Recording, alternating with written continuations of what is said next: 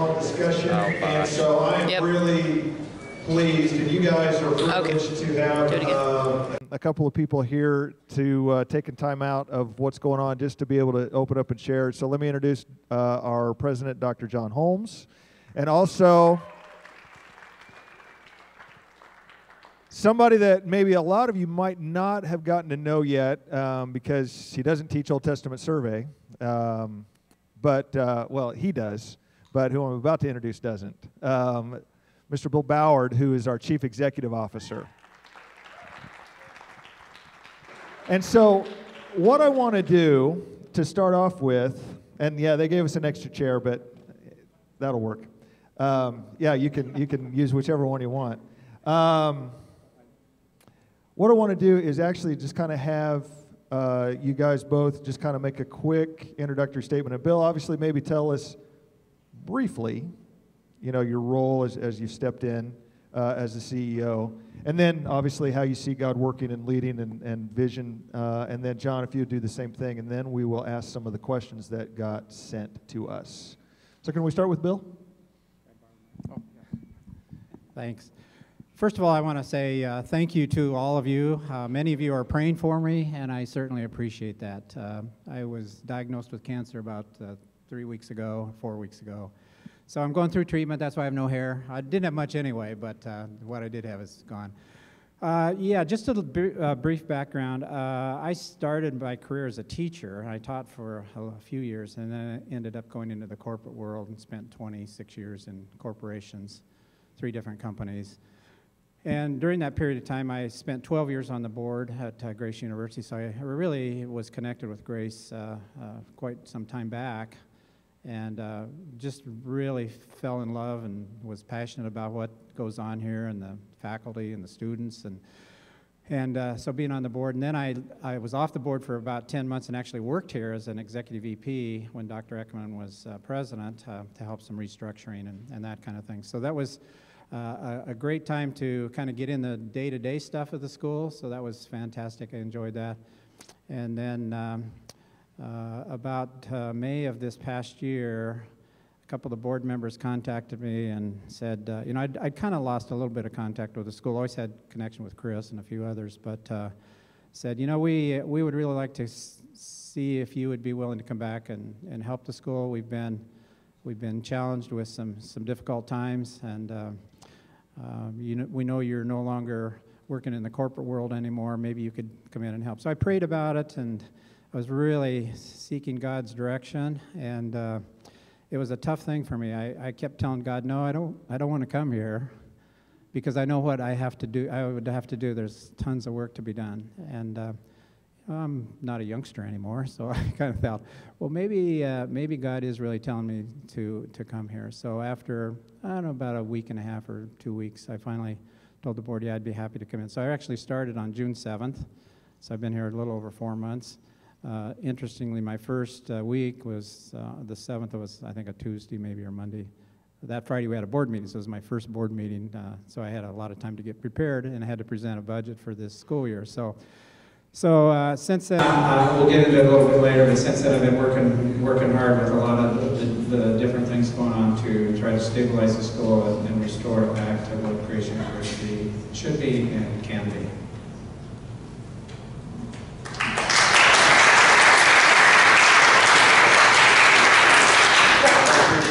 So much, because I've told them this and I've told some other people, you know, a lot of people when they retire, it's all about themselves. They go to the beach and collect seashells and stuff like that, and here's a guy that doesn't have to do stuff, but he's spending his time blessing the kingdom of God in a very tangible way. So seriously, I'm learning about that. So thank you. So I've been here for 23 years, 24, something like that. Kind of get to be a blur, but yeah, so that means when you were born, some of you, I was here doing the same thing, which is kind of makes me feel old. But anyway, I've loved the faculty here for, you know, the whole time. We have a very unique group of people. I've been academic dean and leading that, and as you know, the board asked me to step in to sit for a couple of years, kind of a transition here, and I'm happy to do that. And I've been meeting with Dr. Ekman regularly, and he's going to start to introduce me to some of our larger historic constituent donors that have kind of stepped back just because of some of the things that are going on. And so I'm going to try to reconnect them and and just communicate the simple, on focus, on target, mission, Christ-centric education that we have, and let them know your stories, which are really cool. And so that's good. So I am responsible under this current arrangement for academics. Dr. Pagan-Kemper oversees that. For athletics, Willie Williams oversees that. And for student development, and Jeff and Tara oversee that. And so just great team. I mean, we have really, really good people. Bill has been gracious to take the business, the finance, and that whole rat's nest, dive in there and clean it up. So I tell people with a very clear conscience, you know, how are things going at Grace? I say, well, they're actually going well. I say, our only problem is money. I mean, our faculty aren't fighting and threatening and bitter. They're tired because, you know, working hard and stuff. There's more work this year because we had to reduce the numbers a little bit. But we're in spirit, we're on task, you know, in our staff, in our students. And I just met last night an adjunct come into about 6 o'clock into the admin building and talked to her a little bit, and she's like, wow, I just love the students this year. They're just so, and I hear that a lot. So that's on you, and that's good. So thank you for doing that and being good people. Anyway, so I'm rambling now, Mark, so save me. All right, yeah. Let me step in here. Let me clear the ground before we get started with you guys. Just a few miscellaneous questions. Can we get more, maybe a couple 100-pound weights in the weight room? No, Mr. Bittner, you're on your own. Can we get electoral college voting for SBA? You guys don't understand the one we have for the president, so no, we're not going to do that either. There is still cottage cheese in the cafeteria. When were you thinking about removing it? Well, actually, it was going to be removed, but I talked to Ali and I insisted that it remain. So the cottage cheese stays.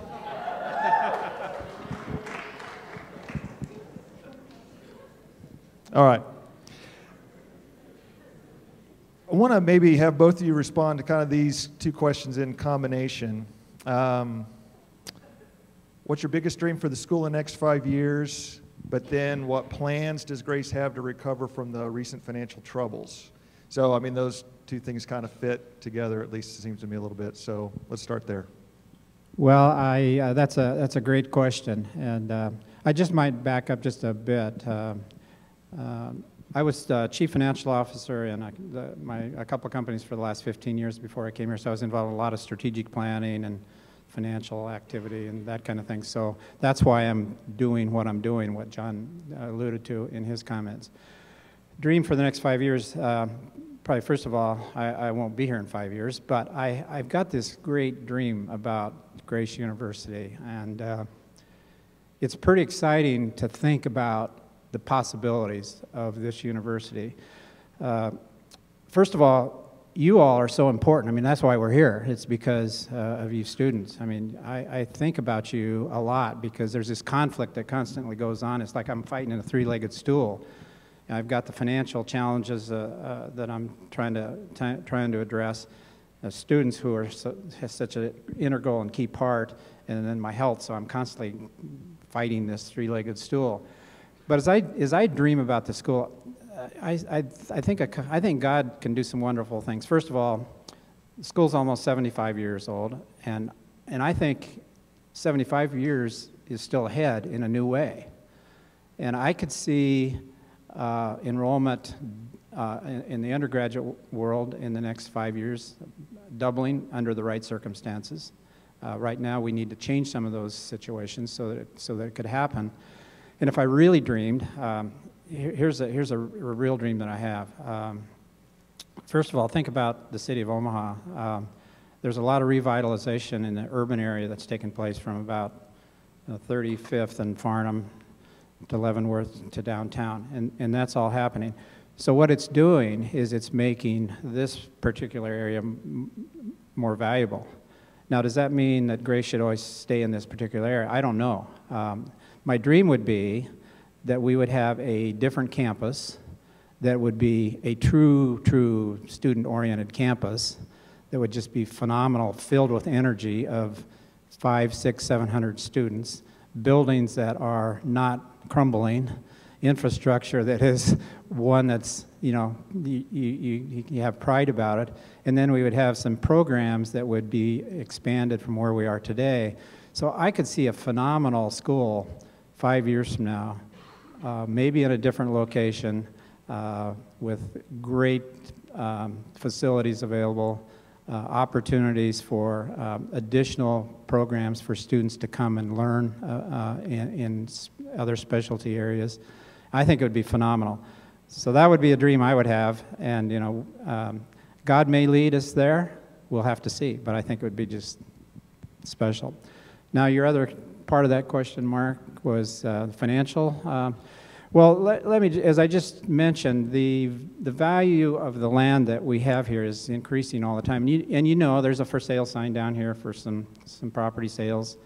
When you think back about the university, part of our challenge over the last, I don't know, 15, 20 years, even when I was back on the board, was we've always struggled financially. Part of our struggle has been our infrastructure has always been such a costly structure. We constantly have things breaking. We need new air conditioners, we need new boilers, we need I mean, it's incredible how much money that we have to spend on this infrastructure. So as we looked at 10th Street, as the city has described, 10th Street is being developed. I mean, it is going to be a highlight between downtown, the old market, and the zoo. Ultimately, you know, 15 years from now, it's going to look totally different. And they're starting to do things. You can see it. So that makes this land that we're on very valuable. The lots that we are looking to sell, and we do have a purchase agreement. We haven't closed any sales. We do have a purchase agreement on empty lots. A deal's never done until it's done. But we need some monies to survive, and at the same time, we're not looking at selling everything to close the school. That's not the intent. We need to raise money. So right now we got 2 purchase agreements, one on some of the empty property and one on Dorcas building down on South Campus. If those 2 properties can close, and that'll be in the next 60 days probably, that gives us a great start of getting out of the debt that the school has. So I would see that happening. At the same time, we have people knocking at our door all the time about the value of this property, right where we're sitting. And if the right opportunities came along and we could get some really nice prices and we could have a place to go, as I mentioned earlier in my 5-year dream, I could see some phenomenal things happening. Now, that's part of what I'm spending a lot of my time on these days. I've talked to a lot of people in the community. I'm talking to people that have a lot of money, know a lot of things, and are very supportive of us. And you know, it's too early to have any definitive announcements to make, but there is a lot of really good stuff going on, a lot of good discussion going on. And, you know, we could be a school of 500 or 1,000 someday. That would just be phenomenal with a campus that would accommodate that and the facilities that would accommodate it. I think those could be things that we could look forward to. Could you, John, so somebody's asking here about programs, and I mean, Bill kind of alluded to expanding programs, but so the question here, because I know he's got them written down, but please outline a plan of action to add. I mean, they talk more, they say specifically science. Right. Also, could our school add more science and math classes? But I don't think it'd just be limited to those other programs. Sure, Go. sure. I love the question about the sciences. I've been passionate about that for quite a while. When I was academic dean, I wanted to join, there's this group called the CCCU. It's a Christian Coalition of Colleges and Universities. To be a full member there, we have to have more science, a science major. And so that would obviously the lab, and just it's been finances that have stopped us from moving in that direction and hiring a faculty and getting a whole thing. But my 5-year plan would be to become a member of CCCU and get a science thing and a science degree and expand that. And you know, one of the ways we can grow the school is through additional programs that people want. And sciences are just so basic. It's not, you know, it's not esoteric or anything like that. And of all the people, Christians, you know, we really have, I think, a unique understanding of science, and we can work with that critically well. So I want to do that. So yes, we want to add the sciences, but again, that's, you know, there's a budget line. We have to have the faculty, and then obviously the programs, the program requirements, everything has to, it's a big package. So you're on target with that. We want to do that, and that's part of my vision for where we want to go and grow. Was there more to that question? Sciences or? No, I think that handles that pretty well. While we're kind of, so I suppose, I don't know really where the sports questions go, so either one of you. Talking about supporting the current sports teams, obviously we lost softball and baseball this year. What's happening with athletics in the future? One of the questions was, are we planning to cut additional sports? And we're not. You know, all our conversations, that's never come on the table, oh, maybe we should do that. We're not. Back when we announced all the bad news, you know, a couple faculty were released, faculty salaries are cut, you're paying more, and all this bad news, baseball, softball. We wanted to do that all at once, so you don't create this environment where like, oh, and 2 weeks now, oh, now this person's gone, and oh, 2 weeks now, then that's gone, and it just creates this weird instability. We didn't want that, so we wanted it all at once, boom, we're done, we're going forward. And so that's my perspective on the sports. I love Coach Willie's, Mr. Williams, Coach Williams' perspective on discipleship. You know, I talked to the soccer guys last night before practice, just solid guys, even though some of them just eat straight sugar. He's not listening to me, but anyway. So, yeah, I really do appreciate the athletic environment and our focus on discipleship there. And frankly, there's room for all of us to grow, right? I mean, I'm not who I'm supposed to be. I am not who I'm going to be in 5 years. So I'm going to grow and mature. And everybody in this room is going to mature and grow in the years to come. We're just at different spots. And so I welcome that opportunity for discipleship through athletics. What do you see happening with scholarships, tuition discounts, things in the future once the financial situation changes and develops?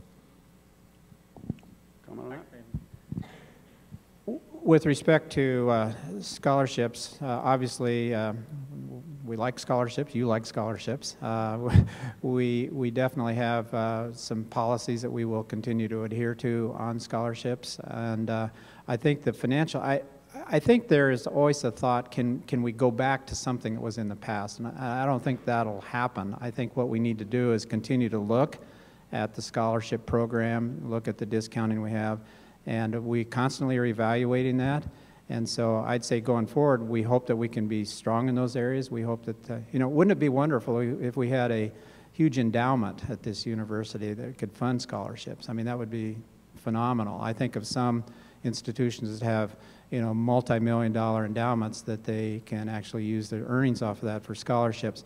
So it's something that we have a keen interest in. We want to continue to be prudent in how we administer that. We want to obviously be competitive. At the same time, we have to realize that you know, we still have to get through these next couple years or so and the challenges that we are. But we'll constantly be looking at the discounting and scholarships. While you've got the microphone, you mentioned a couple of, you know, the 10th Street, or I mean Dorcas Street, and then right across from Cassio's.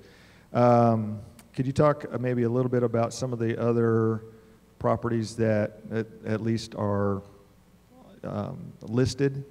I mean, there was a specific question obviously about Rieger and some of the things like that.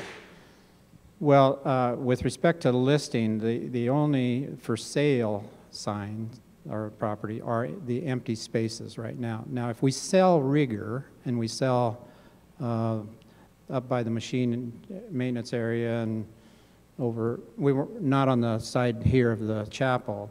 That's not even listed. This property right here is not listed. There's a lot of interest in it. We get a lot of knocks on our door. I mean, Nancy Mammal, who has that modern apartment over there, came over, saw me my first week here and said, I want to buy that spot and I don't want to ever have anything built on it. And I said, well, we're not really interested in selling it. So, but if we were to sell Rieger and some of the empty spots around other than just these parking lots, we would have an there would be an agreement with the purchaser that they would not be allowed to do any, that there would be no construction until after May of 2018. So those would stay intact.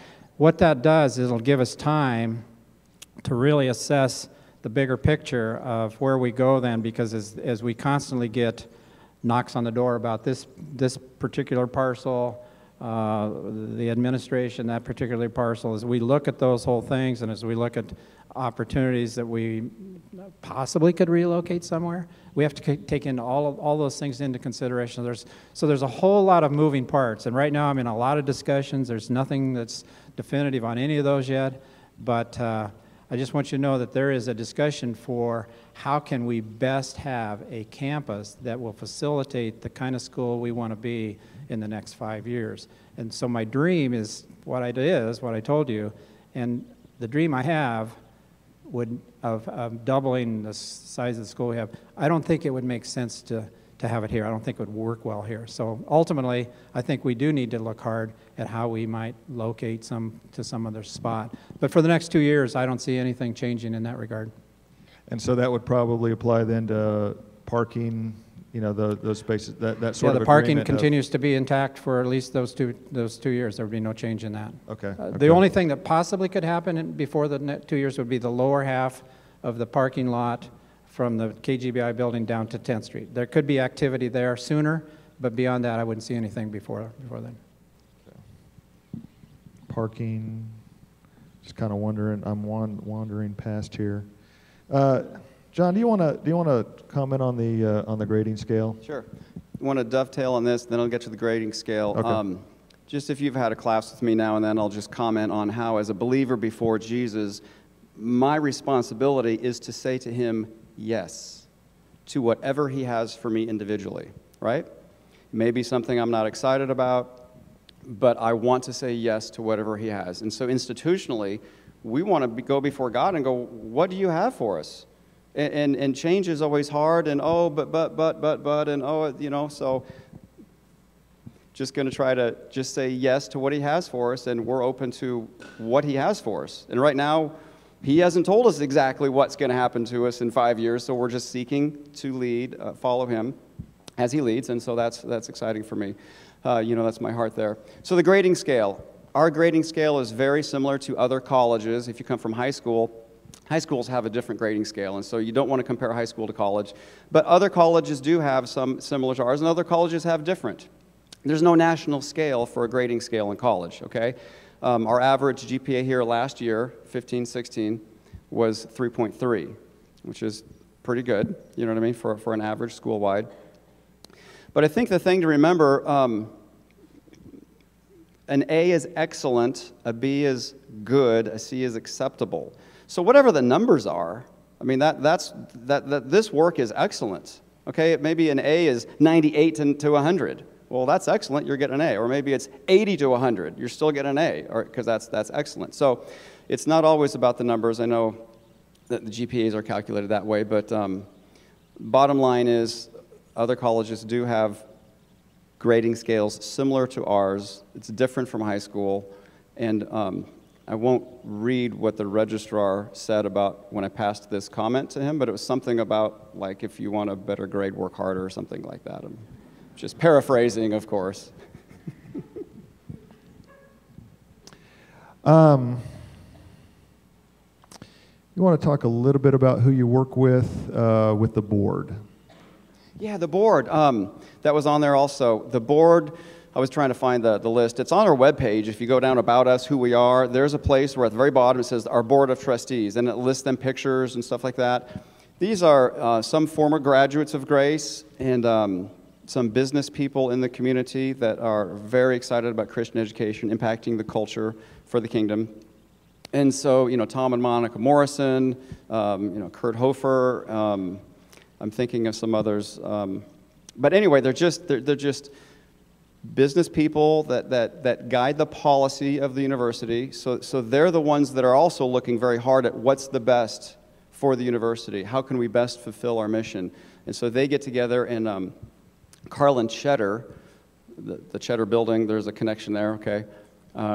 His dad was Don Cheddar. He's the chairman of the board, and I so appreciate his heart because he wants to start every board meeting with focused, specific, lengthy prayer. So it's not a bunch of guys that get together and throw around a bunch of money and power moves. It's just depending on God, what does God have for us?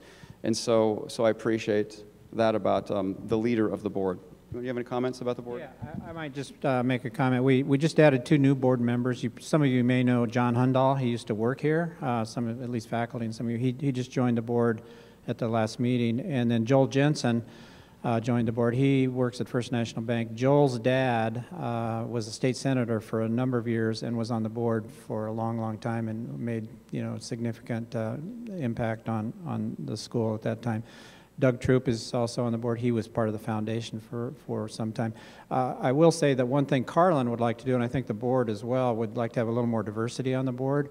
Right now we have 1 female and the rest are men, and we need some more diversity. I always appreciate having more women because I think there's a perspective they offer that the men don't always think about. It's very true. I was walking down the sidewalk with a guy a week ago, and he said, "Why did God make women?" I said, "Well, I read something about that once. Because man alone and women alone do not fully represent who God is, his nature. It takes men and women together in a relationship to get a good, accurate picture of God." And so I agree with that sentiment. We do need more diversity there, not just to be politically correct, but we are missing out on some different approaches and different thoughts about some things. We have time for 1, maybe 2 questions. If somebody else, while you've been listening, has thought of something that you would like to ask.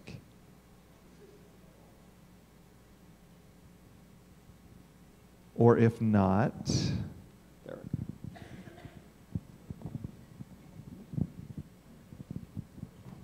how can we as students get involved and help to facilitate and help move forward with this vision? To be unified and united with you guys in what you're trying to do. Well, that you just said it right there, to be unified. I mean, what you can do is, you've already got prayer sessions Monday nights and all this other stuff. We covet your prayers so that the board would hear from God, that God would just throw open doors and thrust us into a good situation where we can continue the mission. So we covet that. And really, I mean, I'm learning to bite my tongue when I could say something snarky or, true, but not helpful, right? And so if we can just adopt that spirit of, I could whine about this, but where's that going to end up? You know what I mean? And if it's legit, I mean, talk to some people that can actually fix it. Come to my office and share with me what the problem is. And I haven't heard this, but just the poison of bitterness and gossip, that is not going to help us get forward. So that's just a pretty specific answer to your question. I would agree, and I would also say that my door is always open too. So if you have to come up on 3rd floor of administration building. I've got the best view of the downtown Omaha from the campus. But my door is open. I'd be happy to have any of you stop by and talk to me and interact because, frankly, you all energize me a lot. So he has the best view. I have M&Ms. Joanne, that front thing. I hear that all day. Ching, ching, ching. I'm like, wow. Joanne is awesome. Yep. Thank you both. I mean, it is 11 o'clock, and so we want to stop here, but I appreciate that. Have a great rest of the day.